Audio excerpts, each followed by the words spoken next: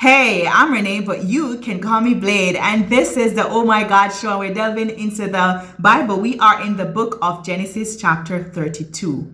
Now, the Bible is broken down into two parts, the Old Testament and the New Testament. It has a total of 66 books, and each book is divided into chapters and verses. Now, let's get right into it.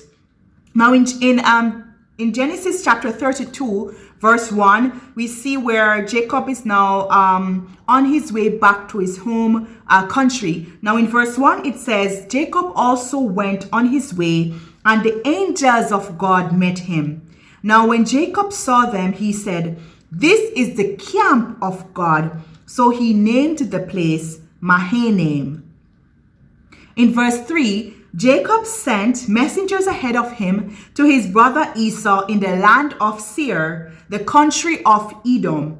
He instructed them, "This is what you are to say to my lord Esau." Now he's adding some respect on Esau's name, right? "Your servant Jacob says, I have been staying with Laban and have remained there till now.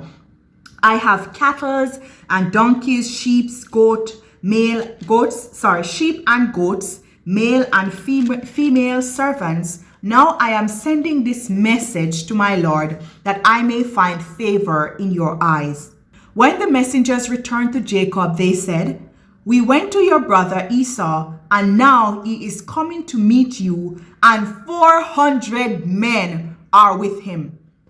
Now, for the offense and the nature of the offense that Jacob committed, Jacob was very wise to send someone ahead of him. He cannot risk bucking up into Esau and find out that Radam, Esau just going to kill him just like that. So he wants to find out, feel out the places, and he's like, "Oh, this is where I've been. Did I ask you?" Did Esau ask him? But he's like, I'm just coming, I was with Laban and the rest of the family them, and I was here I was there for all this time, and I have servants, and I have, basically he's telling him I have money and things are going good with me now, and he wants to get a response to see, what is inside of Esau's mind after all these years.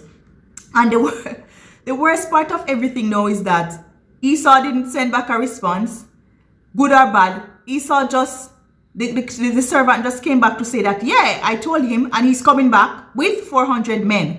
Now that is an army. We never hear anywhere in the Bible where they even said that Jacob had one or two men around him to kind of protect him. All I know is he liked the sheep them, and the goat them, and probably the donkey them, the camel them, and the women and the children. And now his angry brother, who he wronged for all these many years back, he ran away. Now this man is coming back with 400 men. Hallelujah. Anyway, now in verse 7, in great fear and distress, Jacob divided the people who were with him into two groups, and the flocks and herds and camels as well. He thought, if Esau comes and attacks one group, the group that is left may escape. So at this point, Jacob just knows that Esau is coming to launch an attack against him. And so he's quickly, last minute, dividing up the group, I guess in order of priority of who he thinks, he's keeping the closer people to him. Now in verse 9 it says, "Then Jacob prayed, O God of my father Abraham, God of my father Isaac, Lord, you who said to me, go back to your country and your relatives, and I will make you prosper." In verse 10 it says, "I am unworthy of all the kindness and faithfulness you have shown your servant. I had only my staff when I crossed this Jordan, but now I have become two camps." Again, as I said before, Jacob has a reputation of always crying out to God whenever he needs help. And at this point, Jacob knows that he's no saint, he's no goody two-shoe, and God always saving him, always helping him, always rescue him. The main difference we saw between Jacob and the rest of them in the story is that Jacob was always crying out to God. He was just as flawed and sinful as the rest of them, but he always had that knowledge in him that if I need help, if my back is against the wall, I will just look up to God because he can help me. And he said, "God, I know that I don't deserve it. I'm not the best cookie on the plate, but please help me. And he said, on top of it, Jacob is realizing that I came here with nothing. What is a staff? Look, a piece of stick, walking stick, or whatever that he came with. He said, I came here with nothing, and now I am so rich, I have 2 camps. And he said, God, please, you said that I should go back and I will be blessed. So it's only you again that can come and assist me in this crisis. And I'm sure that he's probably just trembling in his boots and fearing for his life. And remember as well, even when they were growing up, that he was always the softer one. Like his brother was always the rough, ruggedy, manly man who can probably fight you and beat you up. You understand? Now, he's just begging God for some help. In verse 11, it says, "Save me, I pray, from the hand of my brother Esau, for I am afraid he will come and attack me, and also the mothers with their children." And that would be a very sweet revenge. Some people, you can hurt them and they'll feel sad, but like when you hurt their kids, it's like you take the pain to a different a different level. And remember now that also Rachel also has a young baby, Joseph. No, but in verse 12, "But you have said, I will surely make you prosper and will make your descendants like the sand of the sea, which cannot be counted." He's like, God, remember that you said that I'm going to be, great. And apparently a dead man cannot do all of these things that you said. So please help me out this time. Now in verse 13, he says, "He spent the night there. And from what he had with him, he selected a gift for his brother Esau. 200 female goats and 20 male goats, 200 ewes and 20 rams, 30 female camels with their young, 40 cows and 10 bulls and 20 female donkeys and 10 male donkeys. He put them in the care of his servants, each herd by itself, and said to his servants, Go ahead of me and keep some space between the herds." Now, this is all the things that I named out, is so much that he's giving to his brother for a gift. You can imagine how greatly rich Jacob was. And he's tried to ask, to get an answer from Esau. He still didn't get the answer, but he's still trying, because at this point, Jacob is on a mission to save his life and the life of his wife and wives and his children. Now in verse 17, he instructed the one in the lead, "When my brother Esau meets you and asks, 'Who do you belong to and where are you going? And who owns all these animals in front of you?' then you are to say, 'They belong to your servant Jacob. They are a gift sent to my Lord Esau, and he is coming behind us.'" So he tried to beg Esau. He didn't get a response. He's not sure what's going to happen. He's predicting that Esau is coming to attack him, and he's now trying to send him gifts in hope maybe the money will pacify him or the gifts will pacify him. Now in verse 19, he also instructed the second, the third, and all the others who followed the herds, "You are to say the same thing to Esau when you meet him. And be sure to say, 'Your servant Jacob is coming behind us. For he thought, I will pacify him with these gifts I am sending on ahead. Later, when I see him, perhaps he will receive me.'" In verse 21, "So Jacob's gifts went on ahead of him, but he himself spent the nights in the camp." Very wise move on behalf of Jacob. He's using all that he has, and he has a lot of property, so he's going to see if that will change the mind of his brother. Now in verse 22, "That night Jacob got up and took his 2 wives, his 2 female servants, and his 11 sons, and crossed the ford of the Jabbok. After he had sent them across the stream, he sent over all his possessions. So Jacob was left alone, and a man rested with him till daybreak."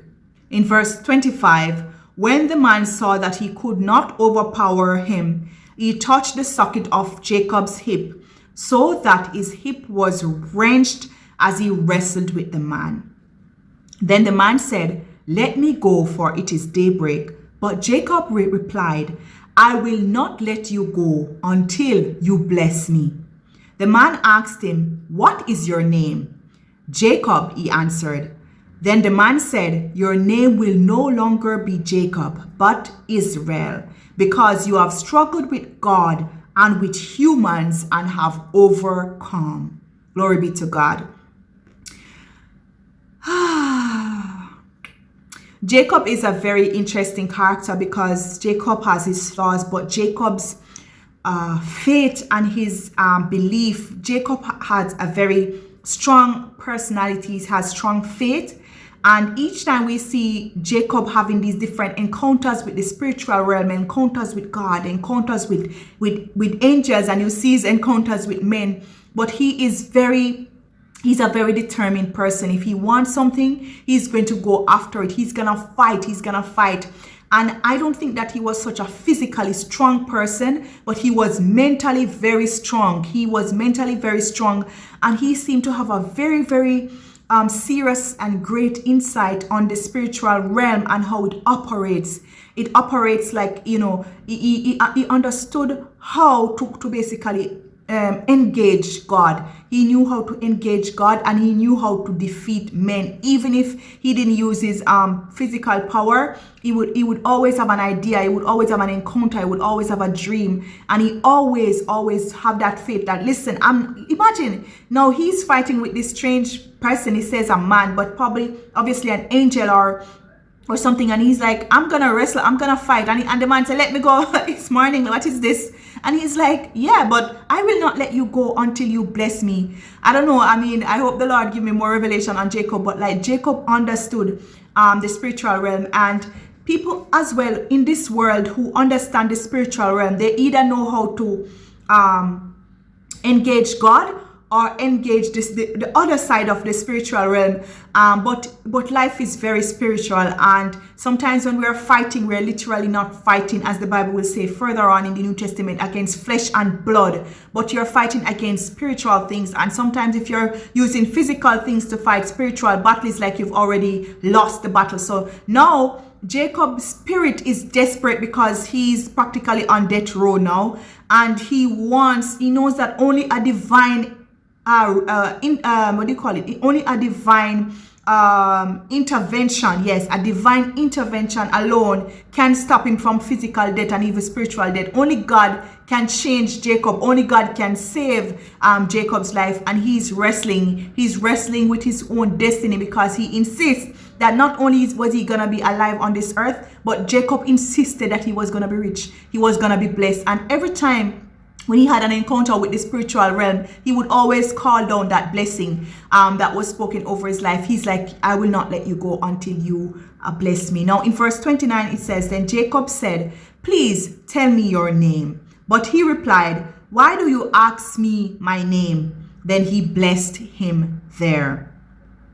Now in verse 30, so Jacob called the place Peniel, saying, it is because I saw God face to face, and yet my life was spared. Now sometimes when Jacob has these spiritual encounters, he really doesn't understand. I think obviously if he knows in the moment what he's doing, he wouldn't, because I guess fear alone would cripple him. But he's like, yes, again, it's not, people don't just see or have encounters like that. Sometimes it can mean death for the person, but I have seen God, I've wrestled with him, and I have my life has been spared. Now in verse 31 it says, the sun rose above him as he passed Peniel, and he was limping because of his hip.